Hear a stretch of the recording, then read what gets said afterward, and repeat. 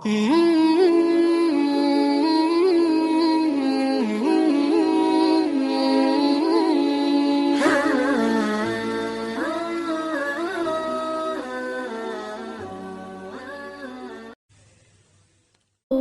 Ibu yang dimuliakan Allah Subhanahu wa ta'ala, ala fil jasadi mudghah, ketahuilah di dalam jasadmu itu ada segumpal. Idza saluhat, kalau dia baik, saluhal jasadu kulluh, yang lain ikut menjadi baik. Wa idza fasadat, kalau dia rusak, fasadal jasadu kulluh, yang lain ikut menjadi rusak. Di mana dia? Ala wahyal qalb, dia adalah hati. Maka yang pertama kali menghitam itu, apa kata Allah? Kalla bal rana, ada satu titik hitam, ala qulubihim, ada satu titik hitam di dalam hati mereka. Ketika satu titik dibiarkan berubah menjadi dua titik dibiarkan berubah menjadi 3 titik, 5 titik, 10, 100, 1000, maka dia pun menjadi hitam semuanya. Ketika hati sudah hitam, maka itulah azab di atas azab. Khatamallahu ala qulubihim. Setelah hati menghitam, terkunci, menular ke telinga. Wa ala sam'ihim. Setelah telinga, wa ala absarihim ghishawah. Padahal 3 itulah nanti yang akan ditanya di hadapan Allah. Inna sam'a wal basar wal fuad. Coba lihat, ketika akan ditanya, yang ditanya 3, tapi diawali dari telinga. Inna sam'a wal basar wal fuad, telinga, mata, hati. Tapi ketika terkunci, yang duluan dikunci hati. Khatamallahu ala qulubihim wa ala sam'ihim wa ala absarihim. Kalau hati sudah terkunci, telinga tersumbat, mata tertutup. Summum bukmun umyum, summum bukmun umyum, pekak, tuli, bisu, apapun tak lagi masuk ke telinga. Malam ini kita menyadarkan diri kita, terlebih lagi yang berceramah, jangan kau hanya sampai menyampaikan ayat saja. Hai Abdul Samad, apakah kau yang bicara itu hatimu sudah hidup? Senantiasa merasakan diri, aku orang paling hina, aku orang paling kotor, ditempelkan kening ke lantai di tempat yang diinjak tapak kaki, mengatakan bahwa aku bukan siapa-siapa. Malam ini Kepala Kanwil BPN Provinsi, Kabupaten, saya tak bisa membedakan mana yang kabupaten, mana yang kota, mana pegawai tinggi, mana pegawai rendah, semuanya rata sama. Andai dibuat acara ini di kantor, mungkin saya segan, sungkan melihat dari seragamnya, bajunya, tapi malam ini semuanya sama. Andai tak disebut tadi Pak Kepala Kantor, Pak Kanwil, saya pun tak tahu mana Pak Kanwil, mana tidak. Fotonya ganteng pula aslinya lagi daripada foto. Artinya apa? Bahwa kalau sudah masuk ke dalam masjid, ketika engkau merasa dirimu tinggi di atas, kau bukan apa-apa, karena yang paling tinggi di badanmu pun kau tempelkan. Tapi saat kau jatuh, rendah, down, stres, kau jangan merasa rendah, karena kau tegak berdiri di hadapan Allah. Kau angkat 2 tangan, Allahu Akbar. Di dalam diri ini disebut dia dengan qalb. Kenapa disebut qalb? Orang Arab menyebut qalb qallaba, karena sifatnya berbolak-balik. Pada saat selesai salat, astaghfirullahalazim, tidak ada yang paling bersih, dia bersih. Tapi pada saat petang sore hari, yusbihu mu'minan, paginya putih, bersih, tak bernoda. Wa yumsi kafiran, petangnya hitam. Makanya dari pagi dibersihkan. Salat subuh bersih, salat zuhur bersih, condong matahari salat asar bersih, tenggelam matahari salat maghrib bersih, sempurna gelap malam salat isya bersih, tengah malam bangun tahajud munajat, di tengah malam orang tertidur. Wa tusalli bil laili wan nasu niyam, engkau tegak di waktu malam, di saat orang semua sedang tenggelam. dalam lelap tidur panjang, tapi engkau menangis meratap mengenang dosa begitu banyak. Sab'atun yuzilluhumullah, di antara 7 yang mendapatkan naungan Allah. Yauma la zilla illa zilluh, hari itu tak ada naungan kecuali naungan Allah. Di antara yang mendapatkan naungan itu adalah rajulun zakarallah, orang yang berzikir, munajat, muhasabah diri di tengah malam, sunyi, sepi, fafadat ainahu, menetes air matanya.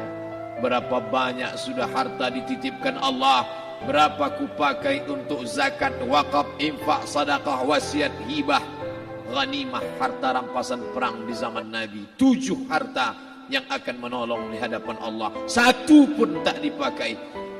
Umur diberikan Allah 40, 60, 70.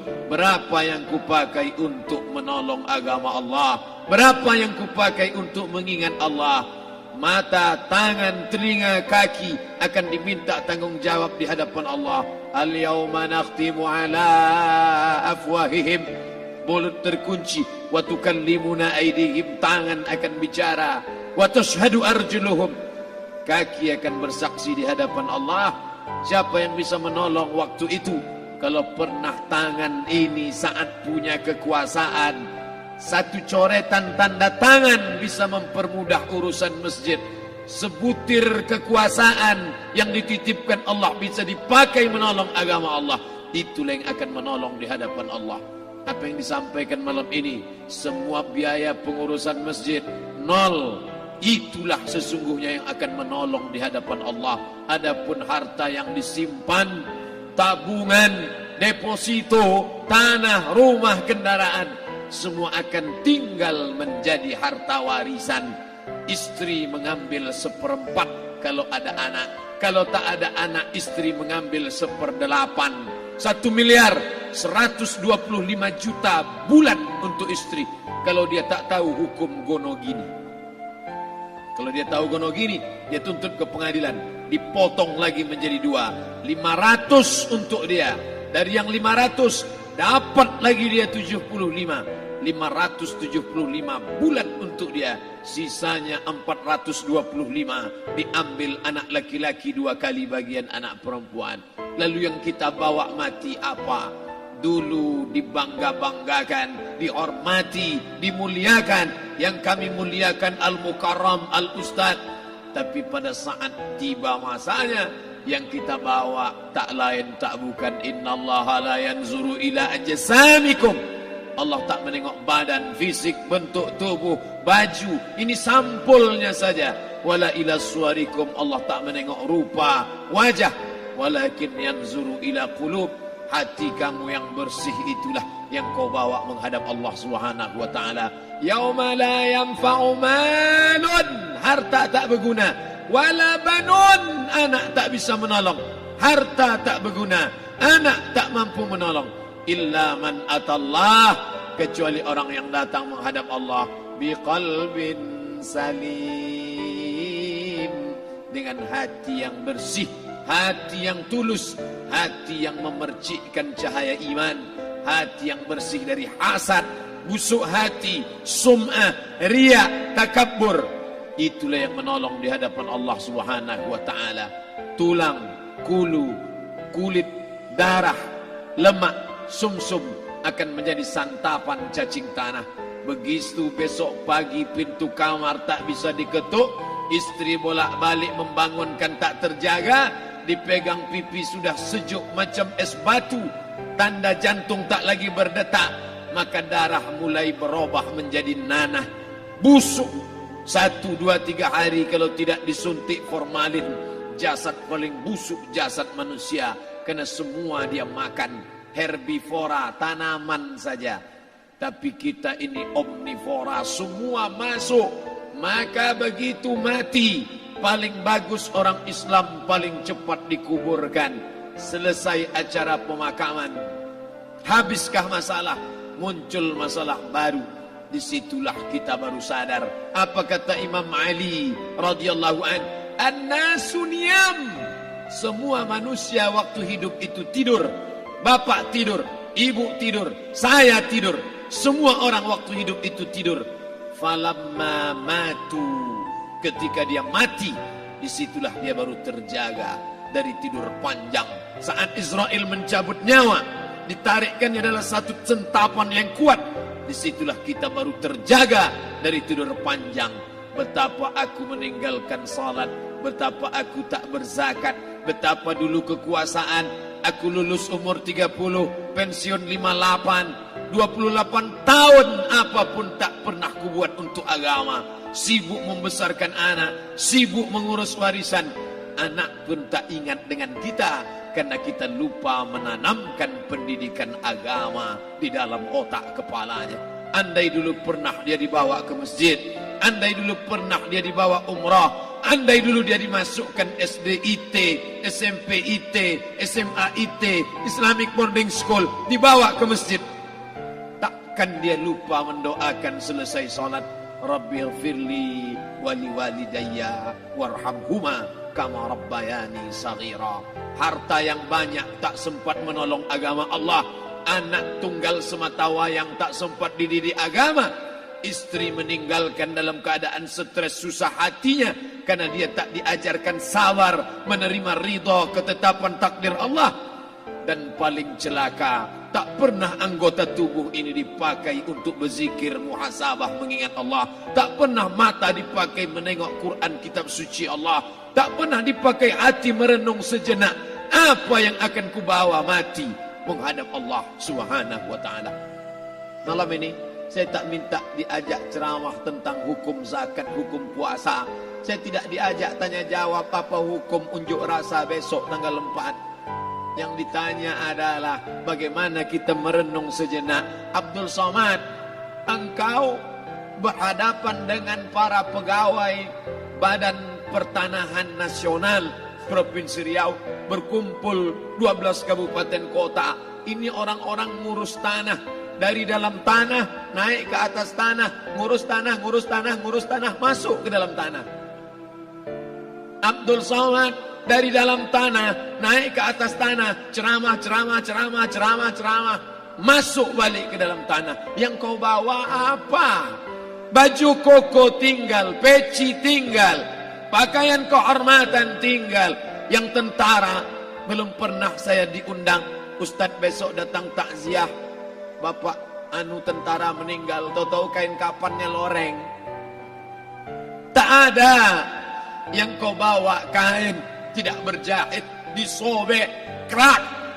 Itu yang akan menyampul kulitmu, yang selama ini kau dimandikan, dibersihkan oleh ibumu dulu 60 tahun yang lalu. Sampai masanya kau lupa kapan kau dimandikan dulu. Sekarang ruh melihat, disebut dia ruh karena dia raha ya ruhu ruh, seperti aroma semerbak yang datang pergi hinggap. Ruh sampai masanya dia datang masuk ke dalam jasad. Ruh sampai masanya dia pergi meninggalkan jasad. Malam ini dimuliakan Al-Mukarram Haji Abdul Somad LCMA. Kenapa Abdul Somad ini dimuliakan? Karena ruh hinggap sejenak sebentar, sampai masanya besok pagi dia ruh keluar dari dalam tubuh ini. Anak yang katanya ayahku sayang, istri katanya kaulah abang, sampai masanya mereka tak lagi mau mendekat. Rumah itu saya yang buat, saya yang mengukurnya. Tapi begitu ruh sudah keluar dari badan, tidak satu pun semeter, sesenti, sejengkal, sehasta ada tempat di rumah itu untuk jenazah bernama jenazah Abdul Somad. Dulu orang bertanya, rumah Ustadz Somad di mana? Hari ini orang tidak lagi bertanya, tak lagi menyebut nama. Orang sudah mengatakan kuburnya mana. Dulu kalau dia masuk masjid, didatangi orang, disalami orang. Mahasiswa, anak-anak, remaja mencium tangannya sebagai tanda hormat.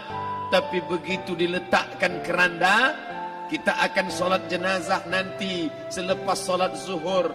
Apa kata orang? Letakkan di tepi sana, letakkan di tepi sana. Tak satu pun mau mendekat, letakkan dia di sana. Bahkan sebagian mengatakan dalam masjid, letakkan dia di luar. Dia tidak disebut engkau yang mulia, tidak digunakan kata ganti orang langsung. Letakkan dia di sana. Bahkan sebagian tak lagi, padahal tempat paling mulia sebelah kanan, orang tak lagi mau di kanan, mulai dia menjauh ke kiri. Kenapa kau ke sana? Takut aku mimpi hantu nanti malam.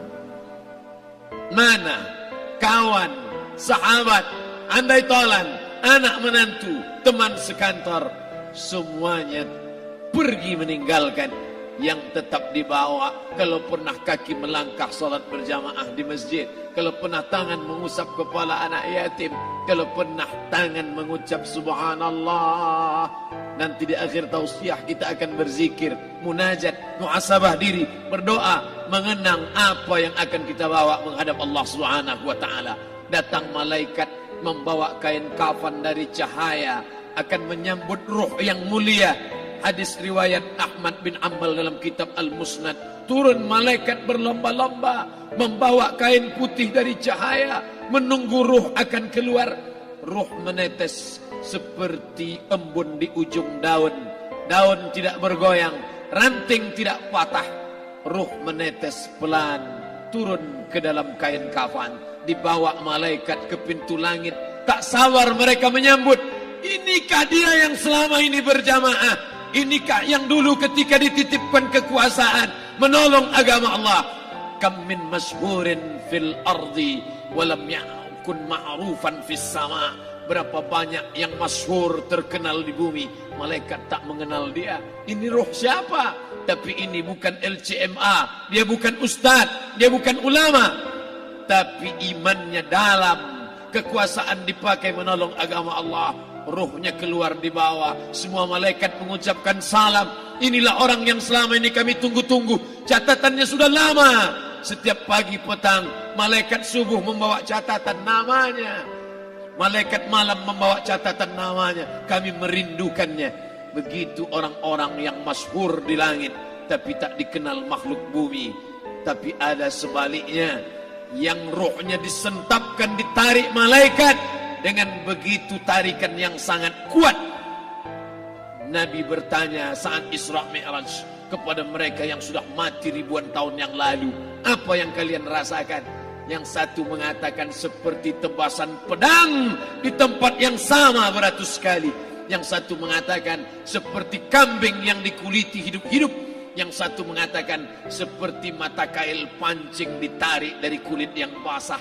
Maka kita berdoa setiap selesai salat, Allahumma hawwin alaina, ringankan kami ya Allah, fi sakaratil maut, di saat sakaratul maut yang amat sangat menyakitkan itu. Dan mereka yang pergi tak pernah kembali, mereka yang mati tak pernah bercerita, kecuali hanya kepada Sayyidina wa Maulana Muhammad sallallahu alaihi wasallam. Di saat malam pertama di tempat yang gelap, di tempat yang tak pernah diimpikan oleh orang, tapi kita tetap melewati dan merasakannya. Perlahan-lahan cacing tanah, ular-ulat kalajengking akan menggerogoti kulit yang selama ini dimandikan, selama ini dipakaikan sampo yang mahal, selama ini dioleskan pelembab yang lembut. Tapi ternyata sebelum roh keluar jasad, setelah keluar, dia hanya akan menjadi santapan cacing tanah. Hancur berkeping hari demi hari. Yang pertama kali membusuk adalah mata, karena dia berisi cairan. Cairan ini mengering, busuk dan berlubang. Lalu kemudian usus sebulan di dalam tanah, mulai dia menggelembung masuk angin dan dia meletus pecah. Cacing-cacing tanah mulai datang menggerogoti, memakan. Habis lemak, tulang, kulit, bulu, sumsum, darah, jantung, empedu, limpa, buah pinggang. Habis semuanya, tinggal tulang-tulang yang memutih, dimakan oleh tanah, ditelan oleh massa, sampai akhirnya Asi bin Wa'il membawa tulang yang kering itu kepada Nabi Muhammad, baginda Sayyidina wa Maulana Muhammad. Ya Muhammad, ayuhi rabbuka hadzal izam, sanggupkah Tuhanmu menghidupkan tulang yang kering ini? Nabi diam tak menjawab, sampai akhirnya datang Jibril alaihi salam membawakan wahyu. Qul, katakan kepada dia. Ayat ini dibaca malam Jumat. Bapak Ibu semua hafal, kita baca. Qul yuhyiha allazi ansha'aha awwala marrah wa huwa bikulli khalqin